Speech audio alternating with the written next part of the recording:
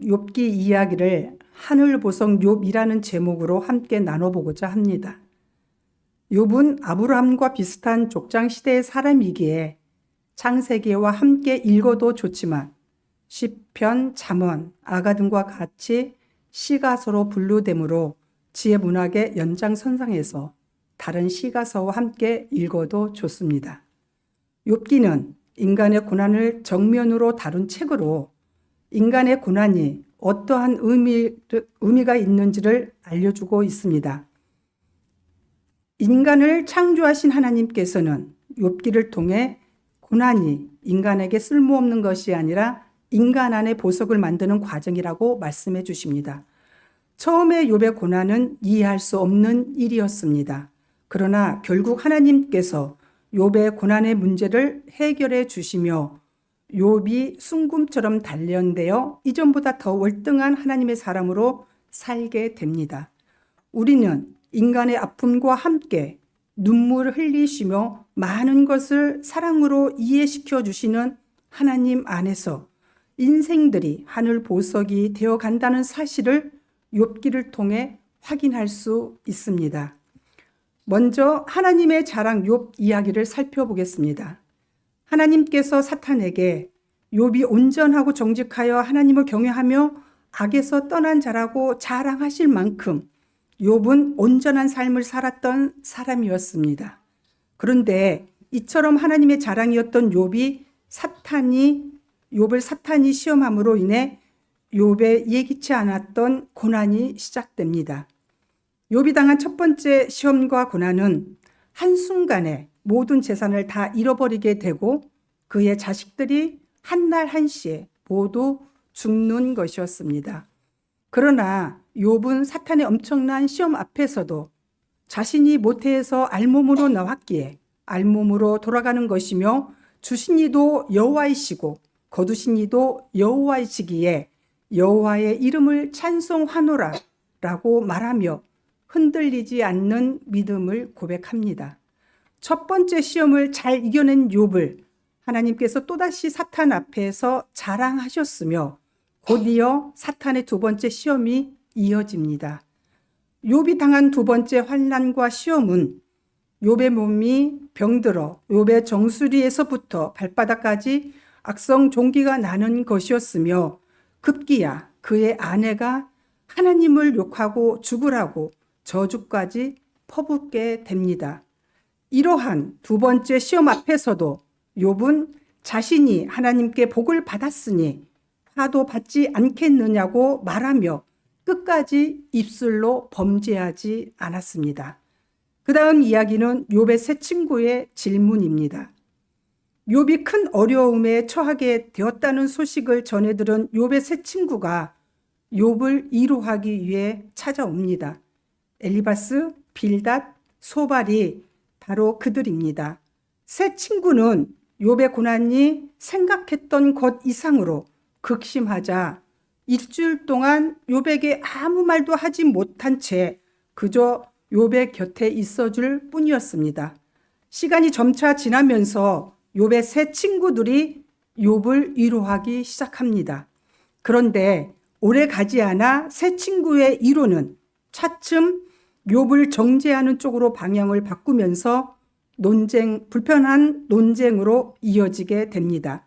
세 친구들은 시간이 지나면서 점차 자신들이 고정관념으로 가지고 있었던 인과율의 개념 안에서 하나님을 이해했으며 욥의 고난을 해석했던 것입니다.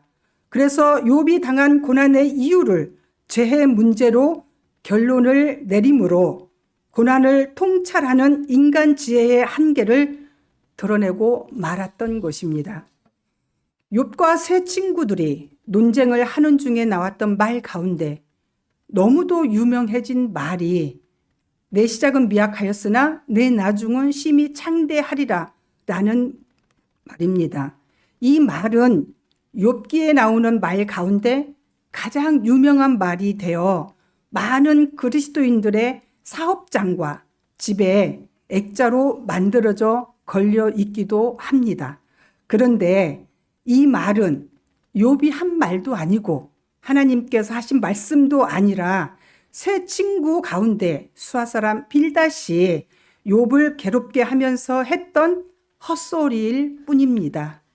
이 말은 빌닷이 욥을 정죄하며 비방하고 공격할 때 했던 말로 이후 하나님께서 욥의 세 친구들에게 회개를 요구하실 정도로 잘못한 말 중에 하나였습니다. 그러나 이러한 답답한 논쟁과 고난의 한복판에서 욥은 인간의 고통과 고난에 대해 어떠한 답도 찾지 못해 힘들었지만 하나님을 향한 자신의 믿음을 지켜가며 하나님을 더욱더 소망합니다. 욥은 자신이 지금은 하나님을 배울 수 없지만 자신이 가는 길을 하나님께서 아심으로 하나님이 자신을 단련하신 후에는 자신이 순금같이 되어 나올 것임을 고백하게 됩니다. 이후 욥과 세 친구들의 논쟁을 지켜보던 엘리후가 등장하여 그 또한 욥의 세 친구들처럼 욥의 고통에 대해 이해조차 못하며 어떠한 해결책도 가져다 주지 못합니다. 그러면서 엘리후의 발언을 계기로 욥과 친구들의 논쟁은 하나님의 말씀, 곧 하나님과 욥의 만남으로 반전이 됩니다. 세 번째 나눌 이야기는 하나님의 질문입니다. 욥의 고난 이후 오랫동안 침묵하시던 하나님께서 마침내 폭풍우 가운데서 말씀하시기 시작하십니다. 하나님께서는 욥에게 그가 당하는 고난의 이유와 의미를 자세하게 설명해 주시기보다는 욥의 지혜로 전혀 대답할 수 없는 내용으로 폭풍 같은 질문을 던지심으로 욥의 입을 막으십니다. 무지한 말로 생각을 어둡게 하는 자가 누구냐? 내가 땅에 기초를 놓을 때에 내가 어디 있었느냐? 바다가 그 모태에서 터져 나올 때에 문으로 그것을 가둔 자가 누구냐? 땅의 너비를 내가 측량할 수 있느냐? 누가 홍수를 위하여 물길을 터 주었으며 우레와 번갯길을 내어 주었느냐?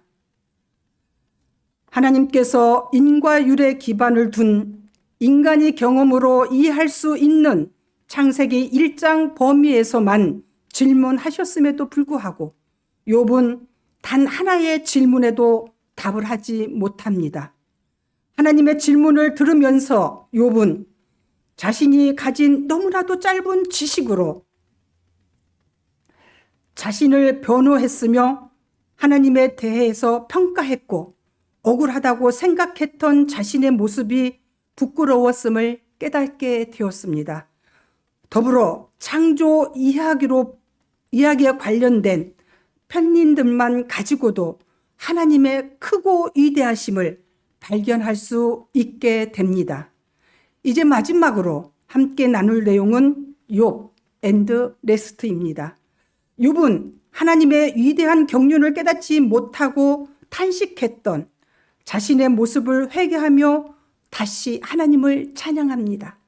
지금까지 하나님께 대하여 귀로만 들어왔었는데 이제는 눈으로 뵐 수 있게 되었음을 고백하며 회개하게 된 것입니다.